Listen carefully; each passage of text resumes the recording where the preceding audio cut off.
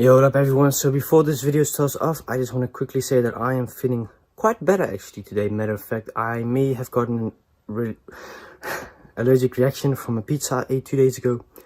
Who knows? But regardless, hope you guys will enjoy this car tour video. I'll be showing you the car basically that I will highly likely may or may not take over in a couple of months when I hopefully have my license. So enjoy the video, man. I'm not going to do this piece of voiceover because, well, let's just keep it as normal. So as you can see, you guys have seen this car quite often in the videos.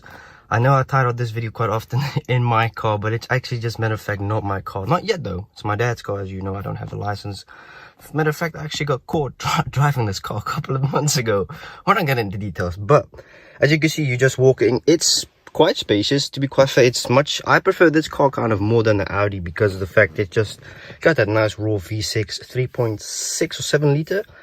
It doesn't have a twin turbo obviously because it's a goddamn Jeep, but I think it's a Jeep Cherokee. Our dream cars obviously, well, at least mine is a Trackhawk. As you can see, for bumpy roads, grab this stuff is very good. I think you can also put your coat on here, right? Or the no, I don't think Jeep does that. No, goddamn shame. This is quite an old car. This is, I think, a 2003 4.5 model. But as you can see, just the seats itself are really nice. I like them personally a lot because of the fact, the quality. They are leather seats, which makes them durability-wise much nicer. And you can definitely see the details with the leather. It kind of becomes like old work. The older work becomes the way you treat it, the nicer it can get. Just got these things here, which... not too bad. They could be better in my opinion. These back windows are tinted, so no one can see me, only from the front, but we don't really care. As you can see, we just got a baby chair in here for Haley, because once in a while we intend to put it in it and we drive to Mackie D's for a mukbang video.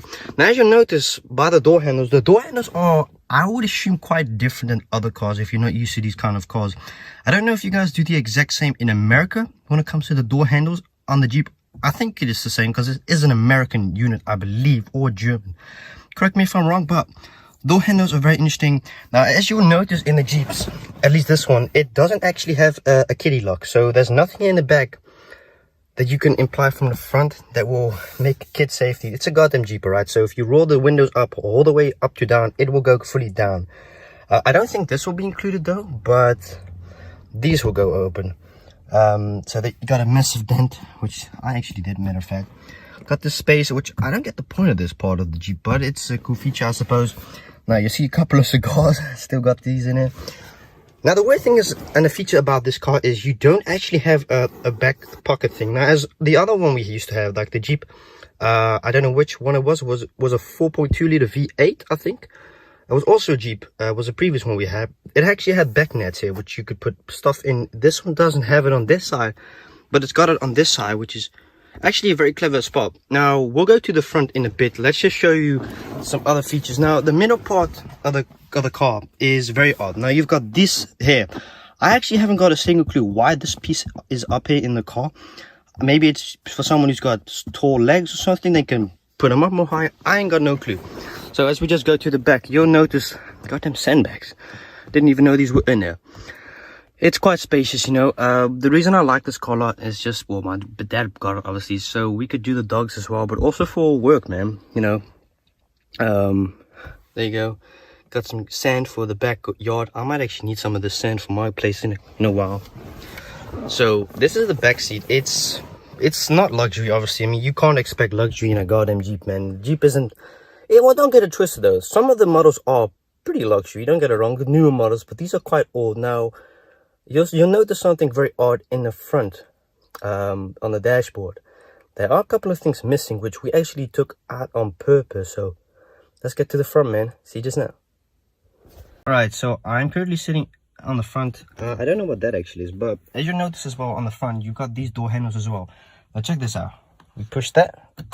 It locks not just the front, but also the back, which is a strange feature. These are for when you get a warm, very odd design. You can actually remove these if I'm not mistaken.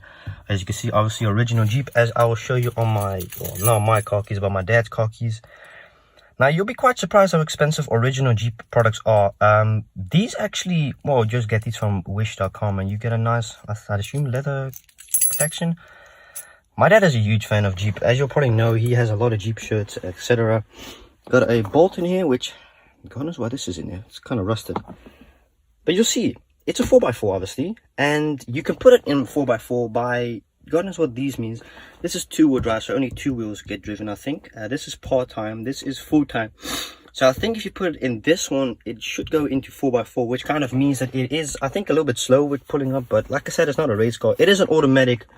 Don't know if you guys also do automatics in America. I am assuming that most of these built are automatics, right? So we got park, obviously, which means that you have to apply the brake in order to go to reverse, which means you can go backward. Neutral is kind of like you can let it just go. D is drive. 2 and 1, I don't actually know what 2 and 1 is or means. It's a very basic car, but I've driven it before a couple of times, and I can tell you it is quite comfortable for a Jeep. Now I know this Jeep doesn't have suspension as the Rubicon, but you can't compare these two because they're two different performance cars. They can both go off-road, but the Rubicon is obviously more compact, more aggressive, beautiful in my opinion than this one. As you can see, there's no actual goddamn radio, because we actually found out that the radio we had originally in this car was actually basically using the battery of the car. The engine actually was getting juiced up. So we have been looking for a long time for a potential radio we could fit in there, but it's not just only the size you have to be careful about, but it's also that it doesn't interfere with any of the other cables of the Jeep. As you can obviously tell, it's not, you know, not the newest, but as I said, this car we take care of really good. We obviously go off-road it very often because it's a goddamn Jeep. It's what it's made for. It's the same with a Trackhawk SRT. You drive the thing off-road and everything you can. Don't know if a Trackhawk is 4x4. I assume it is. This is, I don't know what this is called in English. But yeah, it's a very nice car. Like I said, you can understand that I really like this car. I got cup holders, which actually, matter of fact, the Audi, the other car we have, which is the Audi Q5, doesn't actually have these two cup holders in the front, which is a little bit odd if you compare the price range of these two cars. This car is like 85-90% cheaper than the Audi, which it's got a cup holder, which the Audi doesn't show you because just, you know. So let's see, we have just an all-round multi-tool thing. I don't know what this is called. Now you notice as well, you've got this. I just got really no clue what this could potentially be, but let's see what else is in there. Who knows what this is? Let's just see. Yeah, these are, I don't know what these things are. Oh, let's put these back because you never know really. It's very easy. You just rest your arm on it when you're driving. Yeah, as you can see, obviously we got the massive ass steering wheel. Now you'll notice as well, this is actually not an original piece around the car. The reason we put this around is because the shit used to smell really bad, like cigarettes and the rest, because the previous owner was a smoker, which meant that this was really disgusting without this. So we kind of had to put it on. We got the horn, obviously. Got this, which I don't know what these buttons do, to be kind of fair. I haven't used any of these other buttons on the steering wheel. But as you know, I have driven this car a couple of times. Obviously, you know, I don't have a license, but your boy doesn't care. Obviously, I got caught without it, but as well, fence for emergency. So just in case the accident has happened in front of you, you can click on it to let the people around you know that there's an accident in the front. It's a very basic car. Like I said, you just shouldn't expect too much of it. But what you can and should expect is the fact that it performs really good for the price, like I said, and just kind of for what it can do every day. Now, do I recommend this as a everyday car? To be kind of fair, no, because look, in the Netherlands, it's very odd when it comes to cars. Here, they tax your ass on every certain thing. The amount of CO2 your car puts out, the weight, especially the weight, to be quite fair. It's got nothing to do with brand name, no. It's just got to do with how bad it is for environments, how much it damages the pollution in the air, like the CO2 from the car.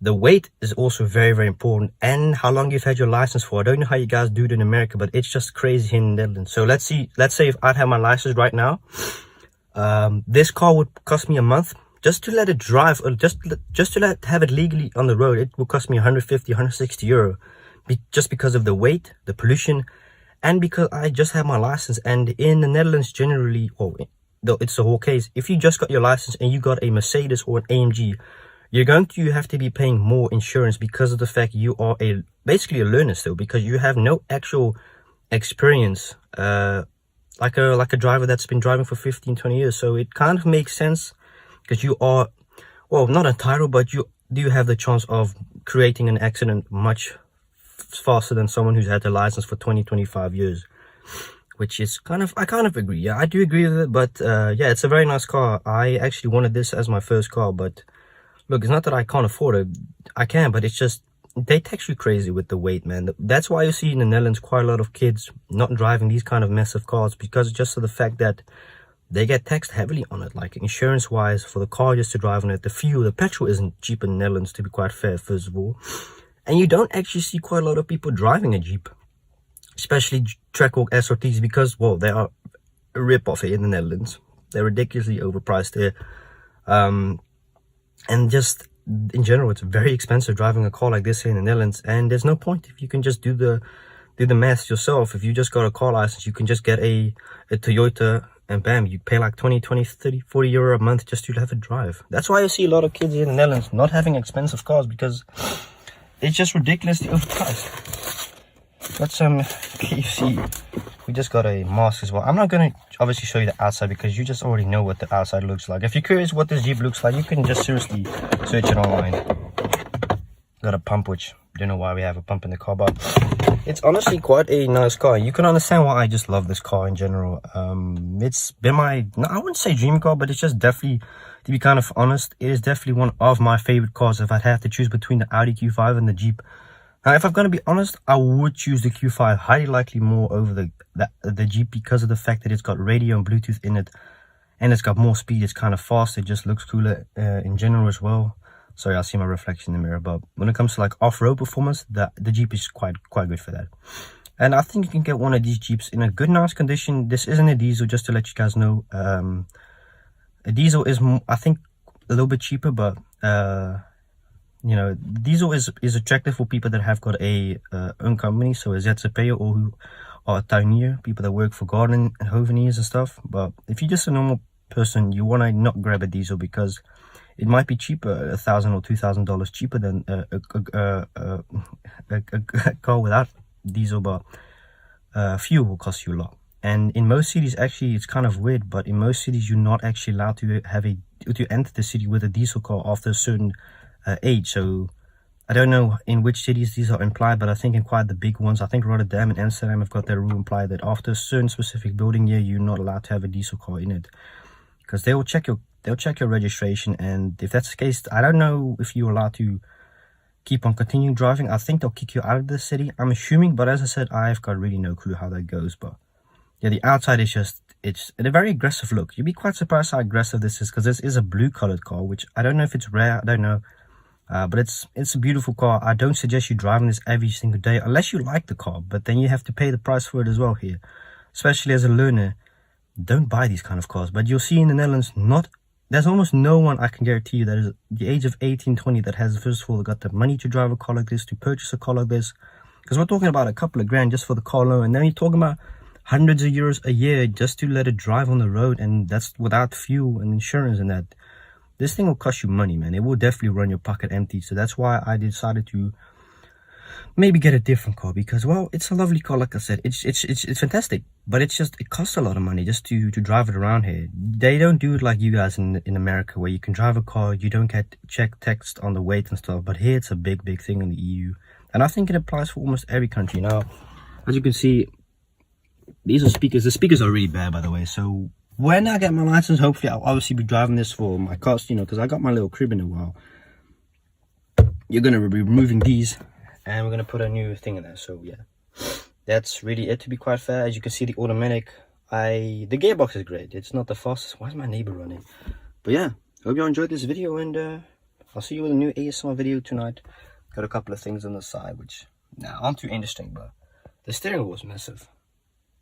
But yeah, check you later, man. Thanks for watching, my virgins. I'm feeling better though, so don't worry. Okay, so that was the video. I hope you guys enjoyed the video. I just want to quickly apologize for the strange frame rate on the showing the car in the front. Gonna include what happened there.